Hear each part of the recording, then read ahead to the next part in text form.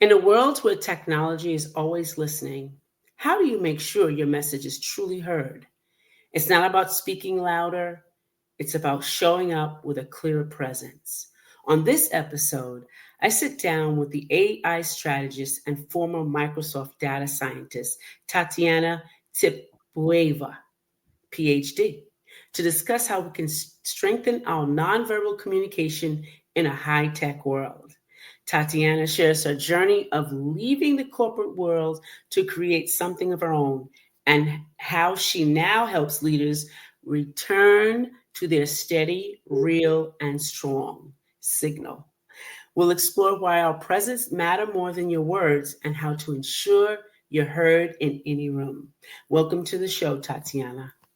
Thank you very much. It's my pleasure. All right. So, in the world of AI and algorithms, what's the greatest nonverbal signal we've lost and how can we reclaim it? It's the one that AI still cannot read. The Mm, cues that we translate, and we translate them in different ways. Even okay. silence can be a message. It Yes. all depends how we portray it. It may be facial signals, hand gestures, body posture, even how we turn or Mhm. move.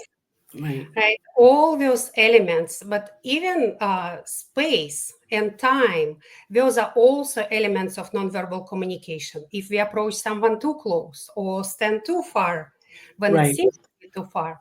So Yeah. all those elements, they translate information. And Yeah. sometimes we read them consciously and can evaluate, but frequently we don't even recognize that this is going on and something Yeah. is happening, but our subconscious reads it and we Right. feel like something is off, or Right. vice versa. We may feel very attracted to someone or something and we don't really understand why. So Right. it's like magic. It's like they say, I feel their vibe, right? Yeah. Yeah. I know when I was going through real estate, training for sales, they said always read the body language of the people that you're selling to. If they cross their arms, they're not letting it in because they don't believe it. Right? So body language is important. Yes, totally. But we also need to be cautious that we don't interpret every single sign without knowing Hmm. baseline. So, for example, as you mentioned, crossing the arms, if I'm someone who is constantly doing it, maybe it's my bad habit, or maybe I don't Right. consider it to be a bad one, I just do Right. it. So, if I'm listening to you and cross my arms, maybe it doesn't mean that I'm close to Right. maybe it's Yeah. my just habit and I feel more comfortable in Right. this particular position. So we need to know a person's baseline Right. uh, before we start making assumptions. But overall, yes, like closing poses and may not be only arms, it can be Hmm. also our legs or the way we turn to Right. or from the person also may send those signals. So Right. yes, absolutely agree. Yeah. You said your work isn't about fixing people. Can you explain what you mean by that and what's the difference between fixing someone and helping them return to their own signal? Yeah, I believe that all of us have great things in them. And sometimes we have those approaches when we try to work or try our employees to work on something that they don't excel at. Right. But my approach, let's first take what strengths we already have. And all of us already have awesome things in our body language, in our nonverbal communication that we Hmm. can use to our advantage. Sometimes we may realize that we have them, and oftentimes we don't. And we judge, oh, I used a filler word again, or I did Right. thing Yeah. again, instead of thinking like, oh, I've done 10 things right, and I was so awesome. Some of us do that, but it's very Yes. few people. Yeah. So, in my assessment and in my coaching, I work with people to first highlight what they already do great. So, Right. first, we can acknowledge that and understand how great they are. And it's not something fake. It's sincere finding what strengths they have and showing them. Because I use video assessment, we both can see at the same time. I show them, Right. they can see, judge for themselves as well. And Yeah. then I looked at what could be improved, because we can improve things in us, in software, in different elements of our life. There is Mm-hmm. always room for improvement. So I highlight most important elements. And in this area, I usually identify 20% that may cover 80%. We know this 80-20 Pareto rule. So Mm-hmm. instead of going and trying to fix everything, we Mm-hmm. only need to tune and improve 20% that makes the most impact. So we Right. I highlight the 20% that I believe would be the most impactful, and this person goes and work on their own, or we work Mm-hmm. together on improving that and reviewing the progress. So there is nothing to fix. So we Right. Right. identifying great things, and we Right. identifying the ones that we can tune up a little Right. bit. Again, So it's it's just retargeting everything, right? Just, you know, seeing what you're great at, kind of making that a smooth transition. I see.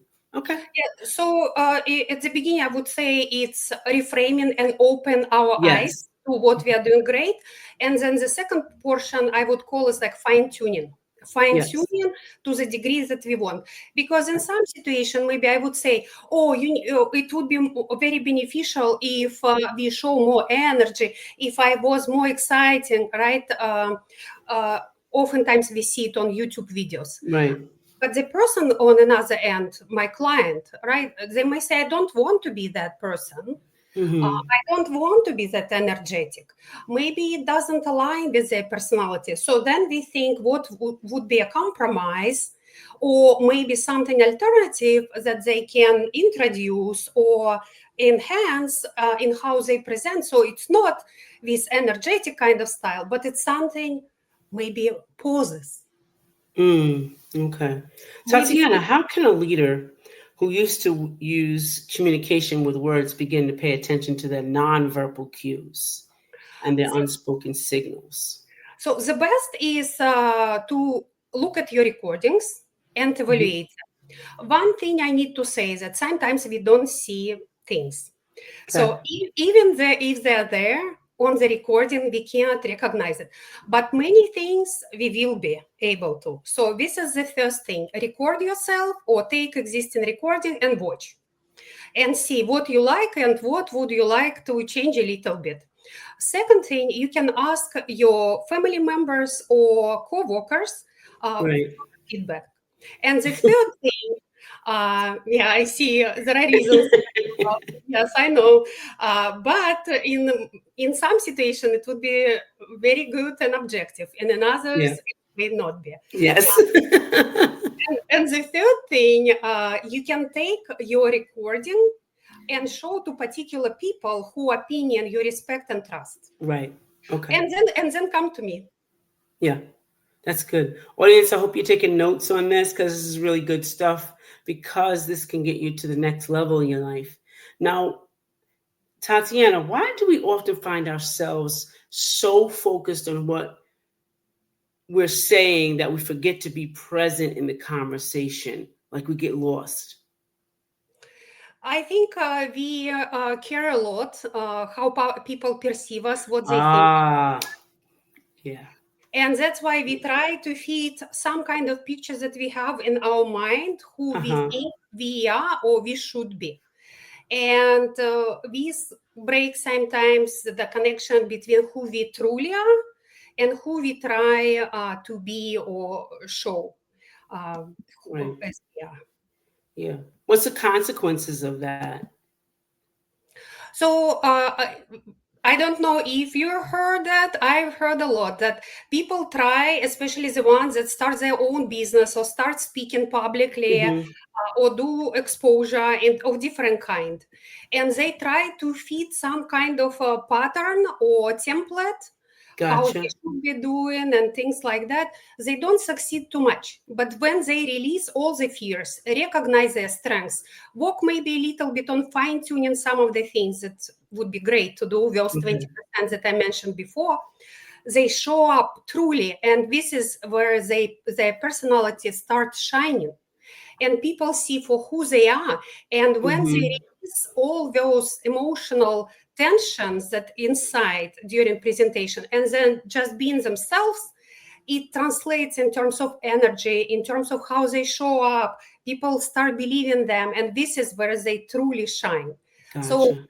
if we don't do it, then we put ourselves, I can say, like in a box that oftentimes we created ourselves. Right.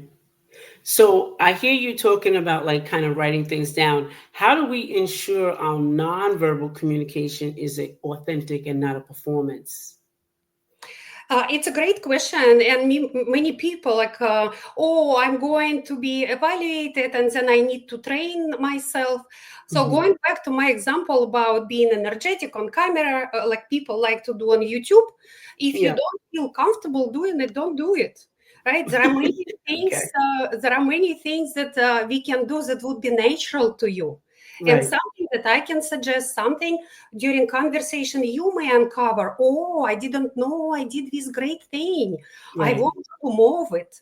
So when you find your style, just stick with it. And some things it's just an exercise, Right. it's developing a habit. So when we go to the gym, things are not natural first time, but when you Mm-hmm. go 99 times, things are Yeah. becoming much easier. The same here. If we want to get rid of filler words, we would need to watch for them first. Right. And it may be looking like a performance. I'm watching myself, that I'm not doing it. Right. But it's a good thing, right? We are Mm-hmm. developing a habit of not doing it. And Right. eventually it becomes our second nature. So at the end, it's our own decision what we want to be our Gotcha. second nature, or if we want to perform artificially, like to play Yeah. what Yeah. is not natural. So eventually it's up to us to decide. Okay. So now, when I first started with speaking and coming out on YouTube and everything, I started doing all of that. First, I didn't like my voice, and that was like I have to get over that.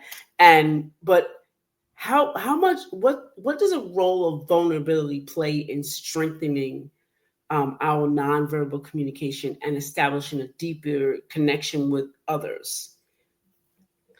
It's our internal work.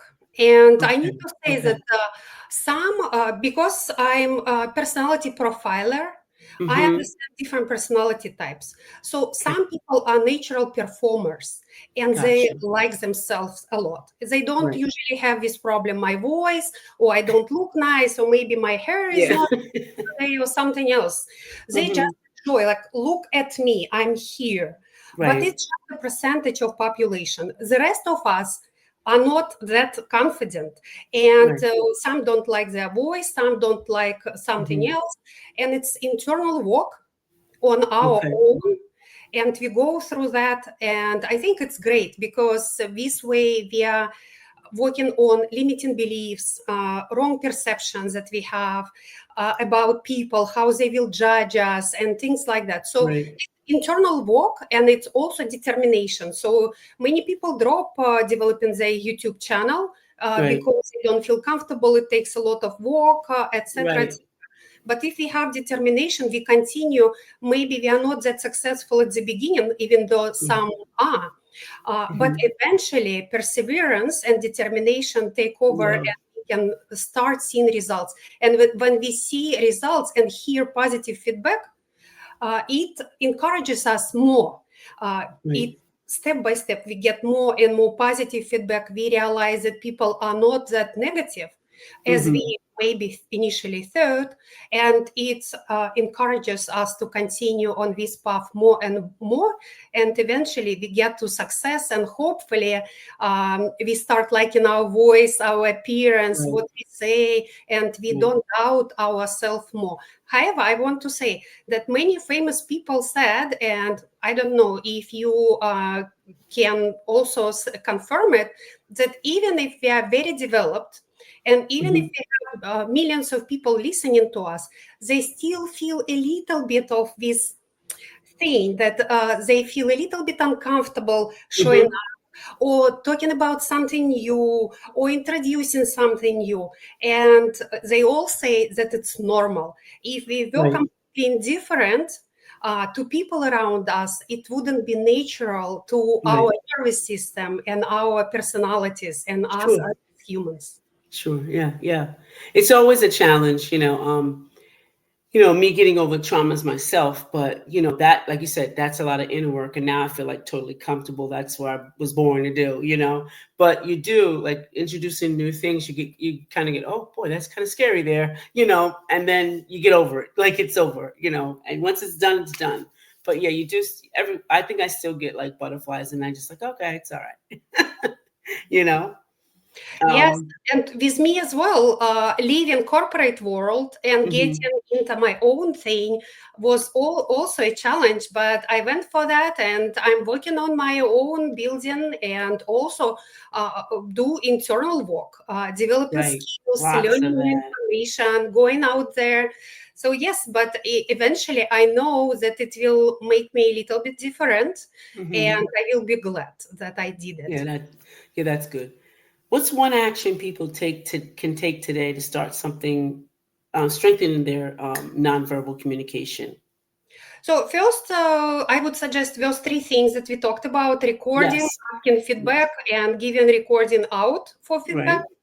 Uh, Potentially seeing someone like me. Besides that, just Hmm. being more aware. So when they Okay. talk, when they show up, especially at important events, Right. just ask themselves, how do I feel? How do I show up? Where are my Hmm. hands right now? Where Yeah. is my eye contact going? Am I looking around or am I looking at the person I'm talking with? Right. Where is my position when I see it? Is I'm like that and trying to hide, or Mm. I'm confident and ready to show up there? Am I on my phone doing other things, or I'm present? So different questions. When we start asking ourselves them regularly, we start noticing not only how we show up, but also our internal reaction. So if Okay. you feel uncomfortable at the meeting, you may feel Right. that your posture is changing and position, shoulders, or maybe some other elements. And when you feel confident in some environment, you show up differently. So awareness create a great thing, and it also can become a habit, and it will Hmm. serve very well if it becomes. Right. Okay. Okay. So something that I was thinking of, and I wanted to know, how do you distinguish between being present, and being passive? You mean in terms of body language when someone is Yeah, yeah, yeah. uh, Hmm. it depends on the environment where we Okay. are. It depends on person's baseline. For example, in simple words, extrovert versus introvert, they would show up differently, even Okay. though both may have good intentions and be engaged, but they just show up differently Hmm. because of their personalities. But overall, we can look for signs like at the meeting where a person choose to sit regularly, Okay. especially if you can compare those kind of meetings versus another kind of meetings, right? Right. So Hmm. let's say our employee A is constantly sitting on a back seat at meeting when we meet with person, let's call him John. Hmm. Can say maybe there is something going on at that meeting where they don't want to be proactive, or maybe it's something relationship wise, Hmm. maybe something else. So, but we need to look across the pattern. Gotcha. Another thing, if I'm looking at you, if I'm engaged, if I'm answering your questions, you Gotcha. may Yeah. assume that I'm there with you. If I Hmm. say, yeah, I think maybe this would be a good thing. Kind of, Yeah. yeah, so maybe I exaggerated a little bit so Hmm. you can see that. But if Yeah. you see the sign that person is not completely there with you, then probably it's not just a sign. Yeah. And it can be different elements of body language, Hmm. voice. Eh? What? Can you please repeat what you just said? Sorry, I didn't hear you well. Oh, Wha- when I said, how do we distinguish between the present and being present and passive? Is that what you're No, saying? no, I'm just showing you examples of what reaction you can. Oh, girl, I'm ready for the next question. Yeah, they may start asking questions Yeah, yeah. that Okay, would be gotcha. a sign that they are Mhm. not completely there with you. Gotcha. Why is this like why is being present and passive so crucial for effective leadership? Uh, because if we are not there, we are not participating, whether we are a leader, Mm-hmm. whether we are an employee or someone who is following someone or some approach or strategy or whatever it may be. Right. A leader needs to show up and lead and create environments that people would Yeah. want to follow them and create and execute on things that they lead. So if Right. they are not there, like why would I care to follow this thing? Why would I care to execute if they're not even there, Right. right? This Right. is a message that the leader would send if they are not there. If I'm someone who is employee, for example, and I'm not there, that it shows a signal, sends a signal to my manager that I'm not really eager to work for them or for their company or for their beliefs. Mm-hmm. Maybe I'm already somewhere in another company or Right. just care about my own stuff, things like that. So it breaks connection. There is no connection. We feel like we have different objectives. Right. Yeah. Okay. That's good. So I wanted to ask something too, because as a traveler, I know you probably travel as well. How do we prevent our unspoken signals from being misinterpreted, especially as we travel with diverse cultures and communication styles? Awareness of the Okay. culture where you travel to. This Right. would be Okay. the first thing because the same gesture, thumbs up, thumbs down, can be Yeah. considered Right. different. Colors Yes. also, our styles, how we show up, how we dress, also it's part of nonverbal communication. So why? Really? Yes. Nonverbal has at least 9 different elements. I mentioned a few today, but there are more. Even showing up on time is a sign of nonverbal communication. And you can guess if you show up on time, it's one signal, and if you don't, it's another, especially if it happens regularly, right? Right. Gotcha.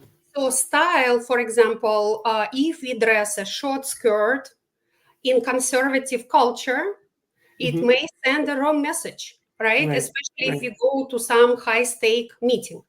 Right. White color is different meaning, has different meaning in different cultures. In Right. some, it's birth, in another, it's when people die. Right. So being aware of the culture where we travel is Hmm. first thing, the most important. Hmm. Second one, don't treat every single gesture like a snap until Right. you figure out. So if it's someone you communicate with, you got some strange signal that may be suggestive or Right. intimidating or something like that, there are things that we can ask. Maybe watch another sign like that and try to interpret it again. So follow up. Don't judge by one thing. And another Hmm. one is open communication. So if you feel open, if situation allows, uh, say that I saw this interesting thing that happened. I Hmm. just wanted to clarify, is it correct or incorrect interpretation, or what does it Right. mean from your perspective? Again, Right. if it's comfortable. And at the end, sometimes situation we just don't know. So Right. if it's someone passing you on the way in security in airport, you don't know this person, you don't have opportunity to talk, and something happened, maybe it's something just to let go, you know, Right. Right. because maybe it was just in a rush, not intentional, or maybe it was like a friendly, wink. They had something in mind, and you Hmm. didn't like what they were referring to, or something like that. Just let it go. Yeah. Gotcha. Well, audience, you heard that. Not just learn the language, but learn the nonverbal and the communication styles of that culture before you travel. Very good information, Tatiana. Can you tell us what you're up to, what you're doing right now, and how our audience can contact you? Sure. I have website. I offer assessment for nonverbal communication. I conduct them via videos. So we work on your goals, what you would like to achieve, what things that you maybe already have in mind that you would like to improve. I create assignment recording. We either do it together or you do it on your own. Then I evaluate it, we meet, discuss, and I mentioned before 80-20% rule that I apply. We talk about strengths and things that we would like to tune up. That's great. Yeah, and if someone needs coaching, work on that, reiterate, and see the progress, then I offer it to work together. Awesome. That was a powerful and insightful conversation with our brilliant Tatiana Teppoeva. Thank you for showing us that true leadership isn't about louder words, but a clearer presence.